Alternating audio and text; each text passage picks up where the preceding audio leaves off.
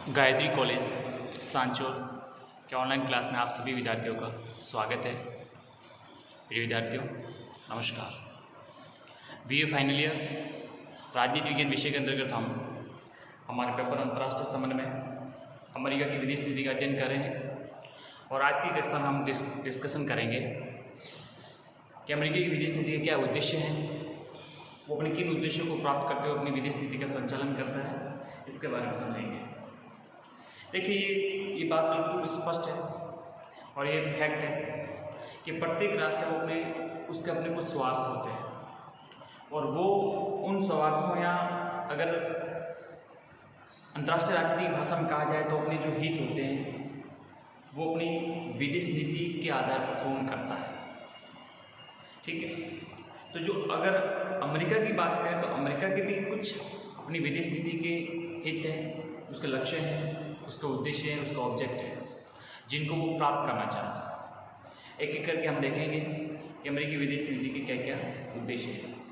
सबसे पहले हम बात करते हैं राष्ट्रीय सुरक्षा, नेशनल सिक्योरिटी। देखिए अमेरिका की विदेश नीति का मुख्य लक्ष्य इस प्रकार की व्यवस्था करना है ताकि उसकी राष्ट्रीय सुरक्षा पर किसी प्रकार की आंच नहीं आए। इसलिए अमेरिका यूरोप, एशिया और अफ्रीका में शक्ति संतुलन बनाए रखना चाहता है। आप देखिए वो ये चाहता है कि विश्व में कहीं भी ऐसा कुछ घटना ना हो, ऐसा कोई कार्य ना हो जिससे अमेरिका की सुरक्षा को खतरा हो।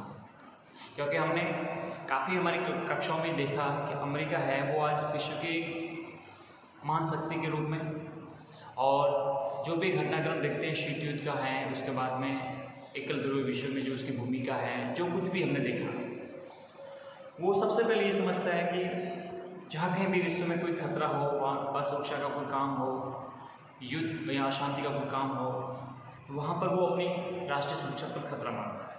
इसलिए वो इस प्रकार का बैलेंस बनाए रखना चाहता है कि अमेरिका यूरोप, एशिया और अफ्रीका इन तीनों महाद्वीप में बैलेंस ऑफ पावर को मेंटेन करना चाहता है। यूरोप में पश्चिमी जर्मनी और एशिया में जापान तथा पाकिस्तान का समर्थन उसकी इसी आवश्यकता पर आधारित रहे ताकि सोवियत संघ और साम्यवादी शक्तियों के विरुद्ध शक्ति संतुलन स्थापित किया जा सके।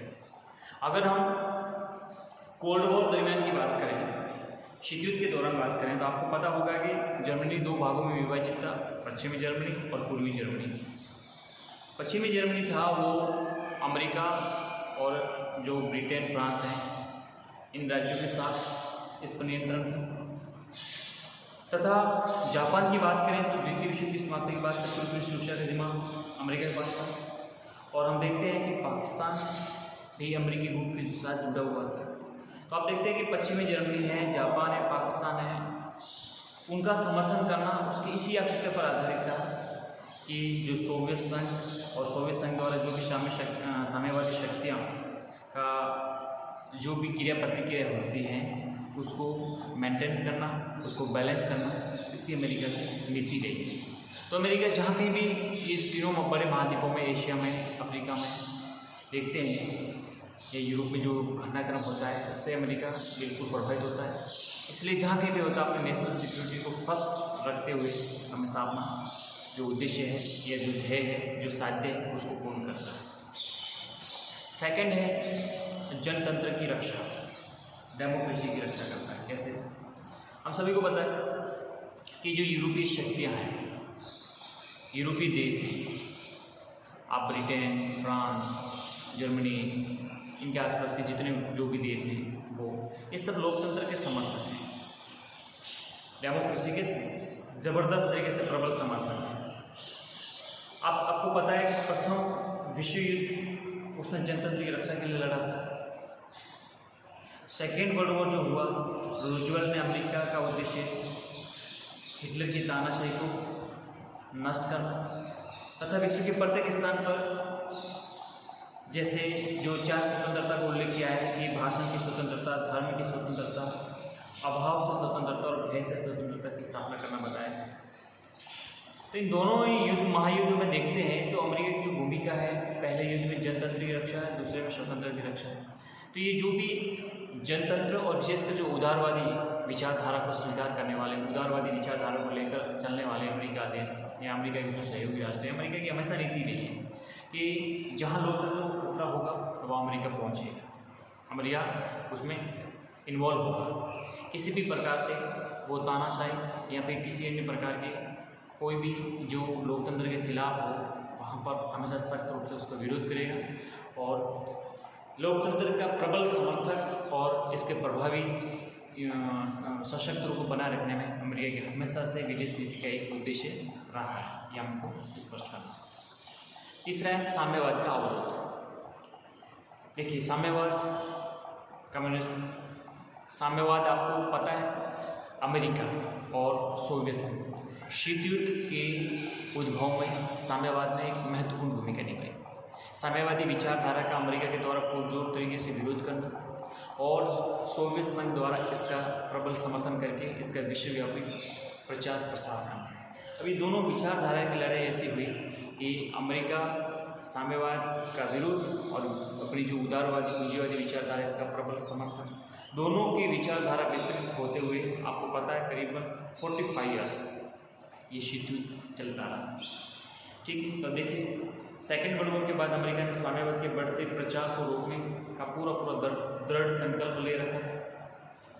चेस्टर बोल्स के शब्दों में अगर कहा जाए तो कि युद्ध के बाद मुख्यतः अमेरिकी कूटनीति साम्यवाद को उसके विस्तारशील सोवियत और चीनी रूपों को विशाल रूस चीनी सीमाओं के चारों ओर शक्ति की स्थितियाँ उत्पन्न करके रोकने की रही है। इसलिए अमेरिका ने प्रत्येक सोवियत विस्तारवादी कार्य के मार्ग में विघ्न डालने का निश्चय किया। मतलब आप देखिए सोवियत संघ एक साम्यवादी राज्य है। सोवियत संघ के साथ साथ अपन देखते हैं 1949 में जो चीन में जो क्रांति हुई है और चीन में भी एक साम्यवादी शासन व्यवस्था स्थापित होती है। अमेरिका ये मान के चलता है कि साम्यवादी व्यवस्था है वो लोकतंत्र के लिए बहुत बड़ा खतरा है, उदारवादी पूंजीवादी विचारधारा और इस व्यवस्था के लिए बहुत बड़ा खतरा है। अमेरिका ने अपनी एक उद्देश्य बना रखा था, नीति बना रखी थी, किसी भी किसी प्रकार से इसको अवरोध करो, साम्यवाद को बढ़ने से रोको, उस पर अंकुश बनाए रखो। इसके लिए जो कुछ भी जैसे भी आर्थिक सैनिक सहायता करनी पड़े करेंगे, लेकिन इसको रोकेंगे, क्योंकि ये एक ऐसी ये समझते थे अमेरिकी कि ये ऐसी एक विष बेल है जिसका प्रभाव बढ़ते बढ़ते बढ़ते सबको अपने कौर में कर लेगा, तो दुनिया में लोकतंत्र भी खतरे में पड़ जाएगा और ये जो उदारवाद ये है या फिर जो पूंजीवाद है ये भी खतरे में पड़ जाएगा। इसलिए इसका अपनी विदेश नीति में उसको महत्वपूर्ण स्थान देते हुए इसके विरोध की पुरजोर नीति अपनाई। अगर चौथा उद्देश्य देखें तो वो है तनाव का कम करना। देखिए सोवियत संघ और अमेरिका दोनों पारस्परिक तनाव को कम करने की चर्चा हमेशा करते रहे, क्योंकि आपको पता है कि दोनों के मध्य जबरदस्त तनाव होते हुए भी तनाव कम करने के लिए विभिन्न प्रकार के प्रयोग हुए। दोनों एक दूसरे पर आरोप लगाते रहे कि तनाव आपकी वजह से बढ़ रहा है, वो कहता है तनाव आपकी वजह से बढ़ता रहा है, लेकिन ये जरूर इस प्रकार से होता रहा।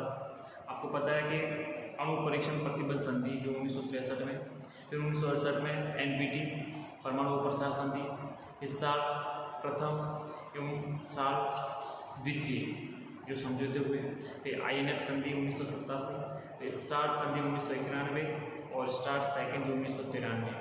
ये सब जो संधियाँ हुई इनका मकसद यही था कि सोवियत संघ और उसका जो उत्तराधिकारी रूस और अमेरिका के मध्य जो भी तनाव है उसको कम से कम करके दोनों के मध्य पारस्परिक संबंधों को मजबूत करना। तो अमेरिका की नीति रही है कि कितना भी अब आपस में तनाव क्यों ना हो, लेकिन तनाव कम करने के लिए जो भी साधन है उनको बिल्कुल बंद करना स्वीकार नहीं करता है। वो तनाव कम करने के लिए जो भी उपयुक्त व्यवस्था है उसको स्वीकार करते हुए इसको लेकर आगे बढ़ता है। अगला उद्देश्य है विश्व शांति। देखिए जॉन डलेस ने एक बार कहा था कि हमारी विदेश नीति का व्यापक लक्ष्य संयुक्त राज्य के लोगों को शांति और स्वतंत्रता सुख भोगने का अवसर प्रदान करना है। ये विश्व शांति की बात करता है। अमेरिका जबरदस्ती किसी युद्ध में इन्वॉल्व नहीं होना चाहता या ऐसा कोई कार्य नहीं करता है जिससे विश्व शांति को खतरा पैदा हो। इसलिए लोग कहता है कि हमारी जो विदेश नीति है उसका एक विस्तृत व्यापक लक्ष्य के रूप में विश्व शांति है, ताकि उसके हिसाब से हम अपने लोगों को शांति स्वतंत्रता का जो सुख मिलता है उसका भोगने का अवसर प्रदान करते हैं। तो बिल्कुल कह सकते हैं कि विश्व शांति का पक्षधर है। अगला उद्देश्य है नई विश्व व्यवस्था का निर्माण।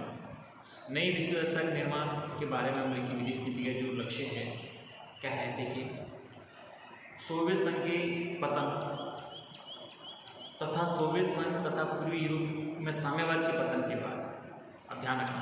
ये बात हो रही है 1990-91 के बाद। सोवियत संघ का पतन हो गया, फिर उसका जो उत्तराधिकारी बना कौन? रूस। तो सोवियत संघ और पूर्वी यूरोप में जिस प्रकार से साम्यवाद था उसका भी पतन हो गया सोवियत संघ के पतन के बाद। उसके बाद में राष्ट्रपति बुश, ठीक है, सीनियर राष्ट्रपति बुश सीनियर ने विश्व व्यवस्था के निर्माण का उद्देश्य अपना घोषित किया। इससे पहले अमेरिका का ये उद्देश्य विदेश नीति का नहीं था, लेकिन राष्ट्रपति सीनियर बुश ने इस नई विश्व व्यवस्था के निर्माण की घोषणा की। यह ऐसी विश्व व्यवस्था होगी जिसमें अमेरिका अंतर्राष्ट्रीय राजनीति का केंद्र ध्रुव होगा। अमेरिकी राष्ट्रपति बुश ने ये घोषणा स्पष्ट कर दी कि हम एक ऐसे, क्योंकि आपको पता है सोवियत संघ का पतन हो गया तथा सोवियत संघ उसके समर्थक राज्यों में भी इस साम्यवादी विचारधारा का भी पतन हो गया। सोवियत संघ के में से काफ़ी राष्ट्र अलग हो गए, स्वतंत्र राष्ट्रों का राष्ट्रकुल बना दिया, बिल्कुल धराशायी हो गए थे। अब उस समय विश्व में एकमात्र कोई शक्ति थी तो अमेरिका थी। यूनिपोलर वर्ल्ड यानी एकल ध्रुवीय विश्व। अब इसमें अमेरिका को चैलेंज या चुनौती देने वाला कोई भी तत्कालीन समय में कोई नहीं था, ठीक है। चीन भी उसके सामने उस समय कुछ भी नहीं था। तो अब इसने राष्ट्रपति ने बुश ने ये सोचा कि हम एक ऐसी विश्व व्यवस्था का निर्माण करें जिसमें इसका सेंटर पॉइंट कौन होगा? अमेरिका होगा। कौन होगा? अमेरिका होगा। उसका केंद्रीय बिंदु कौन होगा? अमेरिका होगा। दुनिया में पूंजीवादी अर्थव्यवस्था का सुदृढ़ीकरण होगा।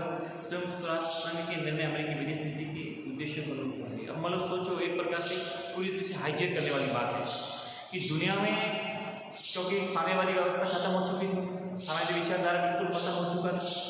अब उसकी जो जीत है वो है पूंजीवादी अर्थव्यवस्था। तो उसने ग्लोबलाइजेशन, वैश्वीकरण, भूमंडलीकरण के तरीकों को अपनाकर उसने इस पूंजीवादी अर्थव्यवस्था का मजबूत और सुदृढ़ीकरण करके पूरे जो भी तीसरी दुनिया के देश हैं या और भी जो विशेष जो साम्यवादी देश थे उनको भी कहा कि आप भी पूंजीवाद को अपनाइए। तो पूंजीवादी अर्थव्यवस्था को मजबूत सशक्तिकरण और एक तरीके से प्रचार प्रसार का माध्यम करें। और दूसरा ये कहा है कि जो विश्व शांति के लिए स्थापित अंतर्राष्ट्रीय युद्ध अशांति को रोकने के लिए जो स्थापित संगठन है संयुक्त राष्ट्र संघ, यूएन। अब उन्होंने ये कहा है कि यूएनओ के जो भी निर्णय होंगे वो किस प्रकार से होंगे? अमेरिकी विदेश नीति के उद्देश्य के अनुरूप, जो अमेरिका को उपयोग लगता है, जो अमेरिका को ठीक लगता है, उसी के अनुरूप निर्णय लिए जाएंगे। आप समझ सकते हो कि कितनी अपनी प्रभावी और अपनी दादागिरी के रूप में अमेरिका पूरी तरह से सामने आ रहा है, क्योंकि अब अमेरिका को चैलेंज देने वाला कोई नहीं था तत्कालीन समय में, ठीक है। 1990-91 के बाद में सशक्त रूप से अमेरिका उभर कर सामने आता है, ठीक है। एकल ध्रुवीय विश्व का नेता बनकर बाहर आता है। इसलिए ये समझता है कि जो कुछ भी दुनिया की जो न्यू वर्ल्ड ऑर्डर सिस्टम है वो मेरे अनुसार होगा, जैसा मैं चाहूँ वैसा होगा, मेरे उद्देश्यों, मेरे ध्येय की जो पूर्ति होती है उसी अनुरूप होगी, मैं किसी और के अनुसार नहीं। और यहाँ तक कि जो यूएनओ के डिसीजन प्रोसेस है वो भी अमेरिकन फॉरेन पॉलिसी के अकॉर्डिंग होंगे। अमेरिकन फॉरेन पॉलिसी अगर कोई खिलाफ है तो यूएनओ ऐसा कोई डिसीजन भी नहीं ले सकता, ऐसा उन्होंने राष्ट्रपति बुश ने तय किया, ठीक है। अब देखें, आज संयुक्त राज्य अमेरिका अंतर्राष्ट्रीय राजनीति का केंद्र ध्रुव है, ये बात तो स्पष्ट है।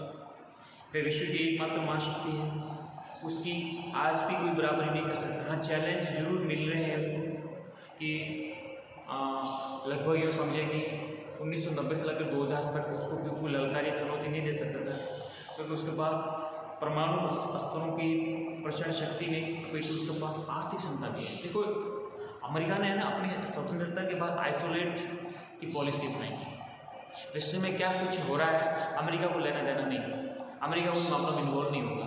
कारण क्या? अमेरिका को पता था कि आधी अधूरी तैयारी के साथ अगर हम अंतर्राष्ट्रीय राजनीति में जाएंगे या अंतर्राष्ट्रीय राजनीति में कूदेंगे तो फिर हम वहीं पिछड़ जाएंगे, वहीं टूट कर रह जाएंगे, कोई मतलब नहीं है। इसलिए अंतर्राष्ट्रीय क्षेत्र में जो कुछ भी हो रहा है उससे अमेरिका को कोई लेना देना नहीं था। अमेरिका को आपको देखते हैं कि लगभग प्रथम विश्व युद्ध तक किसी प्रकार से अंतर्राष्ट्रीय क्षेत्र में कोई इन्वॉल्व नहीं होता अमेरिका, क्योंकि अमेरिका चाहता है कि मैं इस आर्थिक, सैनिक, राजनीतिक, सामाजिक, सामरिक हर एक प्रकार से जो उसके पावर के एलिमेंट्स होते हैं सब में वो स्ट्रॉन्ग होना चाहता था।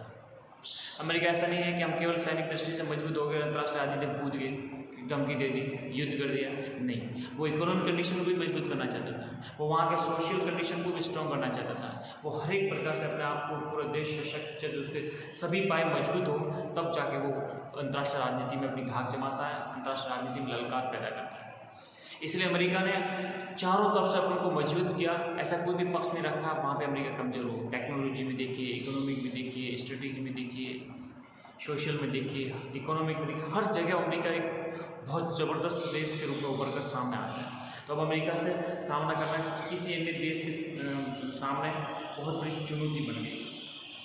ठीक है, तो आप समझ सकते हैं कि तत्कालीन समय में न तो उसको कोई बराबरी कर सकता था, ना उसे कोई ललकार सकता था। उसके पास परमाणु शस्त्रों की प्रचंड शक्ति है, साथ ही साथ उसके पास आर्थिक क्षमता भी थी। इस समय विश्व की जो आय का एक हिस्सा है वो अमेरिका में उत्पन्न हो रहा था। 1/3 ओनली फॉर इनकम कहाँ से क्रिएट हो रही थी? अमेरिका से हो रही थी। और अमेरिका उस समय सबसे बड़ा आयात था। हर देश की इकोनॉमी अमेरिका पे डिपेंड थी। हर देश से अपना आयात हो रहा था, तो वो देश अमेरिका से संबंध खराब करने के बिल्कुल उत्सुक नहीं था।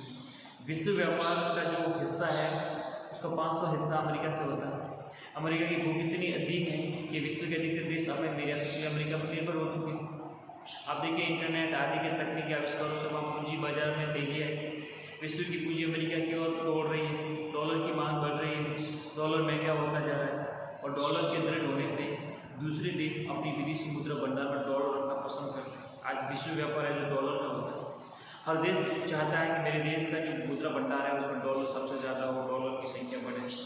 इसलिए आज समझते हैं कि डॉलर से भी महंगी कुछ मुद्राएं हैं, लेकिन उनका प्रचलन नहीं है जितना डॉलर का है। तो डॉलर आज विश्व मुद्रा के रूप में उसकी एक संज्ञा मिल गई है कि अंतर्राष्ट्रीय व्यापार सब कुछ डॉलर में हो रहा है, तो हम डॉलर ही ज़्यादा रखें। डॉलर की ताकत से अमेरिका का अंतर्राष्ट्रीय मुद्रा कोष देखेंगे, विश्व बैंक देखेंगे, इससे अंतर्राष्ट्रीय संघ इस पर दबाव बढ़ता जा रहा है। आप देखेंगे कि जो गैट है, जो बाद में 1995 में जो विश्व व्यापार संगठन के रूप में तब्दील हुआ, तो WTO में देखिए, IMF में देखिए, जितनी भी अंतर्राष्ट्रीय इकोनॉमिक एजेंसियाँ हैं सब में आज अमेरिका का पूरा दबदबा है। जैसा अमेरिका चाहता है, जैसा अमेरिका के हितों को उनको लगता है, उसी प्रकार से वो अपने डिसीजन प्रोसेस करवाता है। ठीक है, दूसरी फिर अगर बात करें, ये जो IMF है, वर्ल्ड बैंक है, ये जो UNO है, ये जो संस्थाएं अमेरिका के इशारे पर कार्य करने लगती है। संयुक्त राष्ट्र संघ ने अपितु IMF और वर्ल्ड बैंक जैसे अंतर्राष्ट्रीय वित्त संस्था भी उसकी मुट्ठी में जैसा चाहे वो उस प्रकार से काम करवा सकता है। तो समझ सकते हैं कि विश्व व्यवस्था अमेरिका के हितों के अनुकूल है। अमेरिका के हितों को केंद्रित करके इस व्यवस्था का संचालन किया जा रहा है, जो राष्ट्रपति सीनियर बुश ने इस व्यवस्था को निर्माण किया था और इसको अपनी विदेश नीति में ध्येय बनाया था। बस वर्तमान में सबसे ज़्यादा इसके केंद्र में लेकर अमेरिका चल रहा है, लेकिन आपको पता है कि तीसरी दुनिया के देश हैं वो इसका सख्त विरोध भी करते हैं। अंतिम उसका उद्देश्य है अमेरिकी विदेश नीति का, वो है आतंकवाद का उन्मूलन। अब देखिए, आतंकवाद का कोई सगा नहीं है, आतंकवाद कोई किसी का मित्र भी नहीं है। ये दुनिया के लिए खतरा है और हम तो इससे बहुत लगभग 1990 के दौर से इससे बहुत ज़बरदस्त तरीके से आतंकित हैं, पीड़ित हैं, शोषित हैं। तो आप समझ सकते हैं कि जब अमेरिका पे हमला हुआ, अमेरिका को सदमा लगा और अमेरिका को महसूस हुआ कि आतंकवाद कितना खतरा किसी देश के लिए कितना खतरा हो सकता है, तब फिर उसने आतंकवाद उन्मूलन के लिए अपनी विदेश नीति में महत्वपूर्ण स्थान देते हुए इसके खिलाफ एक संयुक्त कार्रवाई की।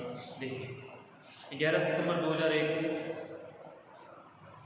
या मतलब 11 सितंबर 2001 से पूर्व अमेरिका विश्व में उग्रवाद रोकने के लिए केवल नाटकीय वक्तव्य दे रहा था। केवल क्योंकि आपको पता है कि दुनिया में जो आतंकवादी खान है वो पाकिस्तान है। पाकिस्तान उसका मित्र था। हम कहते थे कि पाकिस्तान प्रायोजित आतंकवाद हमारे देश में हो रहा है और हमारी देश की सुरक्षा के लिए, देश की अखंडता के लिए बहुत बड़ी समस्या हो रही है। अमेरिका उसको ध्यान नहीं दे रहा था। लेकिन जब अमेरिका ने खुद भोगा, आपको पता है कि भारत जैसे देशों ने आतंकवाद निर्दोष लोगों की देह को तो कुछ झुलसाता रहा। अमेरिका शाब्दिक संवेदना प्रकट करके अलग खड़ा हो जाता था। भारत द्वारा ठोस सबूत पेश करने के बाद भी पाकिस्तान को आतंकवादी देश घोषित करने के लिए अमेरिका तैयार नहीं हुआ, क्योंकि उसको लगता था कि नहीं, मेरे पाकिस्तान में मित्र है, मैं उसके लिए ऐसा कदम क्यों हो। लेकिन 11 सितंबर 2001 को जब विश्व व्यापार केंद्र और पेंटागन पर जब हमला हुआ, तो अमेरिका को सीधा डायरेक्ट हमला हुआ। तब कहने लगे अमेरिकी राष्ट्रपति, उस समय भी बुश थे, कहने लगे, उस समय जूनियर बुश थे, कि ये हमारा देश के खिलाफ युद्ध कार्रवाई है और एक शर्म युद्ध है। इस युद्ध को जीतने का अमेरिका कृत संकल्प है। जब अमेरिका ने इस प्रकार से बात की होगा, तब पता चला कि आतंकवाद कितना बुरा है। अमेरिका ने बदले की कार्रवाई के लिए विश्वव्यापी समर्थन जुटाने के राजनीतिक प्रयास शुरू किए अमेरिका के अनुसार आतंकवादी हमले में अमेरिका के खिलाफ युद्ध नहीं बल्कि एक युद्ध तो समुची सभ्यता के खिलाफ है।